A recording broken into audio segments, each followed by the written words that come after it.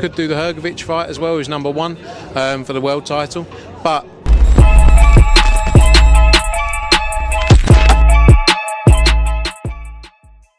Pro boxing fans, we're here in Riyadh with Frank Smith. Frank, firstly, I know you just flown in late last night, I think it was. How's your flight? How's things? good, mate. I'm good. I'm good to be here. I've just come from popped home for a couple of hours. Got a new case packed up, went to the darts for a couple of hours and then flew in here. So back from Phoenix across to Riyadh. What a way to end the year. Last time I was on the flight with you, you had a bit of a little altercation going to Newcastle with somebody. Somebody didn't like, I don't know what it was, but you had a bit of a, I don't know if you remember it actually. I don't know, it was just in Newcastle and someone was having a go at you, were having a go at back. But anyway, we carry on. Saudi Arabia, let's talk about this one. Big card. Obviously your fight, Anthony Joshua fighting Otto Wallin. Let's talk about that one first. Yesterday we saw Anthony at the Grand Rivals, and look, he looked like he was focused and ready in fight mode. I'm sure you must have spent time with him last night. How was he, and what's his mentality right now? Yeah, he's great. He's in a good mood. You know, I think he's had a brilliant camp. He's trained hard. He looks in great shape, and he's in fight mode now. You know, the thing is with AJ, everyone wants to judge the way he is and the way he does things. People for years have gone on about questioning every little movement, everything he does, but he's in a great way, and he's ready to fight and get a big performance on Saturday.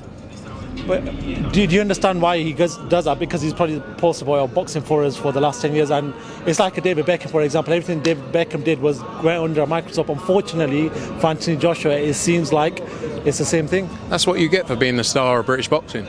You know, and he has been, like you say, for a long time, and he's a big part of why British boxing and world boxing is where it is, because of what he's done. So I understand it, but I think at the same time, you know, he gets a lot more pressures than other fighters get in the same circumstances for doing things that are, you know, questioned on things that are nowhere near what someone else has done. But look, it's like you say, it's part and parcel of the success. But he's focused on Saturday night. He's focused on going in there in a big performance and setting up a massive 2024. Otto Wallin, southpaw. We know how ages fared against Usyk, and Usyk is a different level of fighter, but he is a very special fighter. With this link up with Ben Davidson, what have you seen or what have you heard in camp from Anthony?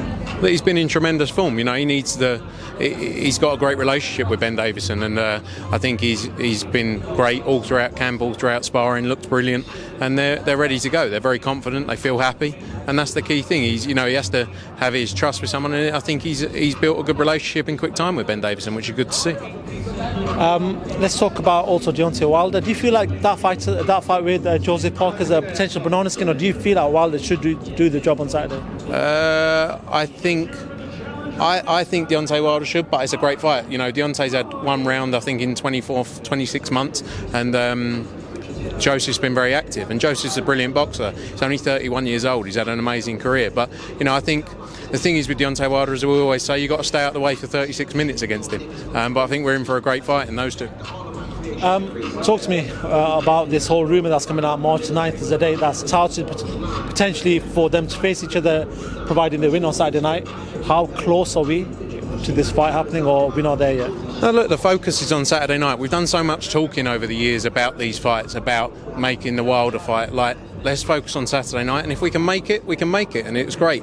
I don't think anyone wants to be in a position where we keep talking about something that doesn't happen. So the focus is very much Saturday night. Look, everyone knows we want to make the big fights in 2024, but let's see how things play out. Well, you're getting good sort of vibes from camps in regards to parties wanting this fight. We know the Saudis and Turkey Al-Sheikh has talked about. He said it that he did potentially a fight for this, but what's the vibes that you're getting from everyone? No, look, I think there's been good vibes for a long time. You know, we were in talks for a long time about making the fight, and it didn't happen. But I think both fighters are confident and want to make it happen. And I believe we'll see it. And in regards to Anthony Joshua, after yesterday, we know that he is in fight mode, but when you look at what you've got planned for 2024 and say this Wilder fight doesn't happen, I'm sure you've got a plan B. What is that? Is that going to consist of being here, or are we looking elsewhere? Look, big fights. We want, you know, if the Wilder fight's not there, you know, he's obviously fighting Otto Wallin, who's number 2 in the IBF rankings. Could do the Hrgovic fight as well, who's number 1 for the world title. But we want to make the big fights, and you know, we want to be involved in the big fights. So that's definitely the focus. One thing I did want to talk about in regards to Anthony Joshua was that we saw the interview with Laura Woods, and he obviously we saw Joshua in his element there, where he was smiling, he was having a bit of a laugh, and he said certain things to Tyson Fury which everyone found funny. Carl Froch saying, listen, he's grown a set of knackers now. He seems to be a bit more hungry. He wants it. Have you noticed any change, or is it the same old Anthony Joshua? No, I think he's always been the same. He's always been wanting to learn, always been wanting to grow and improve, and you have to commend him for that, because he's done so much in the sport already. Look, it's obvious to say he's made a lot of money, but he's still got that same hunger that he's always had and wants to keep improving. So, so many fighters, once they get to this stage, haven't quite got that side of them still, but he has. And I think we'll see a even better Anthony Joshua. I think the momentum would have helped as well. I think the knockout against Robert Helenius would have helped. It was the first time in a while he's had that kind of big finish, and I think that helps mentally as well. So I think there's lots of positives to look forward to ahead of Saturday night. Talking about Ben Davidson, actually, I do want to move on to Devin Haney. I saw the interview where he was actually bigging up Ben Davidson and Lee Wiley, saying how much he refers back to them, how much he goes back to them. Talking about Haney, a lot of talk about Gervonta Tank Davis, and Leonard Elby saying, listen, even if Tank's going to go for this fight, if anything happens, he's not coming through you guys, not coming through Eddie. Did you see that tweet? What did you make of it? Yeah, look, it's true. Look, I think bringing back to this week, what's been good about this week is bringing promoters together from all over the place and making it more than about the promoters, and taking away the element of, we're always going to be competitors, but at the same time, we should all want to do things that are good for the fighters. However that happens, however that works, we should all want to do what's best. But Leonard Ellerby has been very public, his dislike of Eddie. But let's see what happens. We've got a great relationship with Devin. I want to see the Ryan Garcia fight. I think that's a massive fight. There's been a lot of talk about that, and I'm confident we can get it over the line. Seeing as Frank and Eddie have sort of, hugged and made up in certain ways, obviously they're still going to be competitors. There is more of a chance now for other promoters to get involved, everyone just to sort of get on and maybe even have bigger fights and more promoters in Saudi. 100%, and that's what's been great about what His Excellency Turki Al-Sheikh has done is bring people together for the good of the sport, and that's only going to benefit the sport long term, and the more people who get involved and get behind that, the better for the sport. Final one for myself, we've seen John Fury talking about Tyson Fury saying this, and his camp was a bit of a circus last time, and Usyk's got a disciplined team. Not having a guy his son, but I don't think he was happy with what happened in camp.